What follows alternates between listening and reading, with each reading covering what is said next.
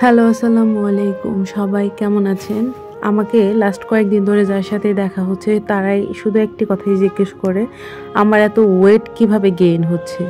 আমি আসলে লাস্ট কিছুদিন ধরে এত ডিপ্রেশনে আছি যে আমার ওয়েট এত গেইন হচ্ছে, আমি মানে কমাইতেই পারতেছি না, আরও দিন দিন বাড়তেছে। আমার সবগুলো জামা টাইট হয়ে গেছে। ইভেন আমি অনেকগুলো নতুন জামা কিনে রাখছি, শুধুমাত্র শুকাবো দেন বানাবো, তাহলে ফিটিংটা ভালো হবে। এর জন্য অনেক জামা বানাচ্ছিও না, পুরান পুরান জামাগুলো পরতেছি। দেন আমি থিঙ্ক করলাম যে আমি একদিন যা খাবো সারাদিন ওইটা আমি একটা ভিডিও বানাবো বা লিখে রাখবো। তো লিখে রাখার থেকে আমি যেহেতু টুকটাক ভিডিও বানাই, তো সেখান থেকে একটু মাথায় আসলো যে তাহলে একটু ভিডিও বানাই।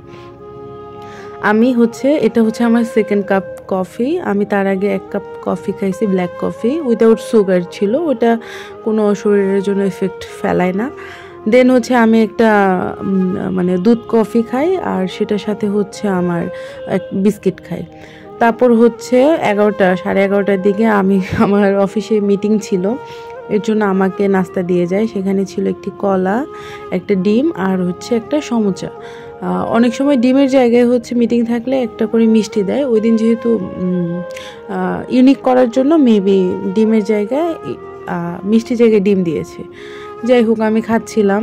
আমার পেটটা যেহেতু ভরা ছিল, আমি অনেকটা খেতে পারতেছিলাম না, বাট আমি থিঙ্ক করতেছিলাম যে আমি একটা সময় আমি এত ডায়েট করছি যে আমি এইটুকু খাবার সারাদিন খেয়ে থাকতাম, আর এখন আমি একবেলা এইটুকু খাবার খাই।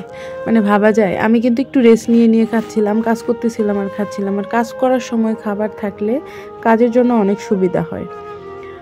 আমি খাচ্ছিলাম আবার কাজ করতেছিলাম, ভিডিও একটু রেখে রেখে করতেছিলাম, দেখে হয়তো বা বোঝা যাচ্ছে। তারপর পানি খাইলাম, কারণ আমার শুকনো খাবার খাইলে গলায় আটকে যায়। আসলে আমার ওয়েট গেইন করার মেইন কারণ হচ্ছে আমার খাওয়া। আমি আমার খাওয়াকে কোনোভাবেই কন্ট্রোল করতে পারি না।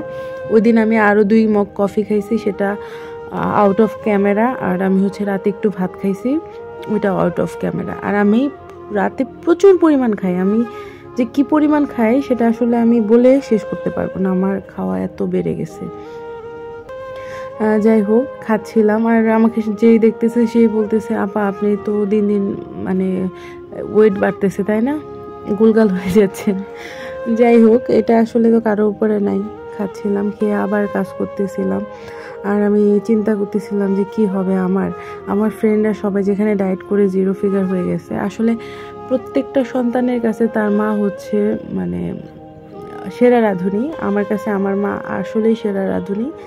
আমার কাছে আমার মায়ের রান্না বেহেশতের রান্নার মতো লাগে, অমৃত।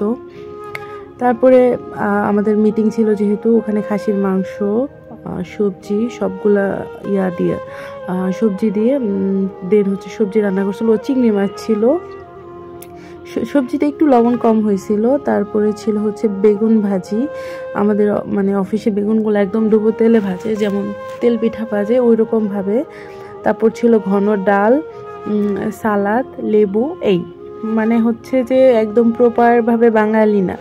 অন্যদিন অনেক সময় বিরিয়ানি আইটেম করে, বাট যেহেতু শীতকাল অনেক সবজি অ্যাভেলেবেল, এর জন্য সাদা ভাত করছিল, পোলাওটাও করে নাই, যাতে একটু সবাই ভালো করে খেতে পারে। আর সালাদ তো মাছ থাকবে।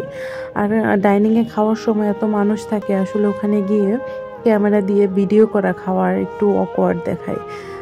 হয়তো বা অনেকেই পারে, বাট আমার খুবই আনইজি ফিল লাগে, দেখে আমি করতে পারি নাই। তাই যখন আমি খাবারে একটু ফুটেজ নিতে গেছিলাম ডাইনিংয়ে, তখন আমি একটু নিজেরও একটু ফুটেজ নিয়ে নিই। আর আমার ফুলটা খুব ভালো লাগতেছিল দেখে কানে ফুল দেই। আর খাওয়ার সময় হাতে ফোনটা ছিল, তো ওই চট করে আমার প্লেটের একটু ভিডিও করে ফেলছি। সাথে যে মাংসটা ছিল, 3 পিস করে মাংস, বড় বড় মাংস, সাথে 2 পিস আলু, ভালোই দেয় মিল হিসাবে। দেন খাওয়ার পরে আমার এত খারাপ লাগতেছিল, আমি একটা পান খাইলাম। তারপর সন্ধ্যাবেলা অফিসে আসার পর আমার আব্বার জন্য আমি পুরি নিয়ে আসছিলাম, তার খুব পছন্দের। আর আম্মা অনেক কিছু রান্না করছে, তার মধ্যে কলিজা দিয়ে আলু রান্না করছিল। আমাদের মাংসেতে আলু থাকবে, এটা নিয়ে কিছু বলার নাই, কারণ আমার ভাই আর আমি আলু না দিলে খাই না। দেন এটা সন্ধ্যা খাওয়ার পরেও আমি রাতে হাফিজের সাথে ঘুমানোর আগে আবার একটু ভাত খাইছি। এখন বলেন, আমি মোটা হব নাকি আপনারা মোটা হবেন? এই আমার বর্তমান পরিস্থিতি।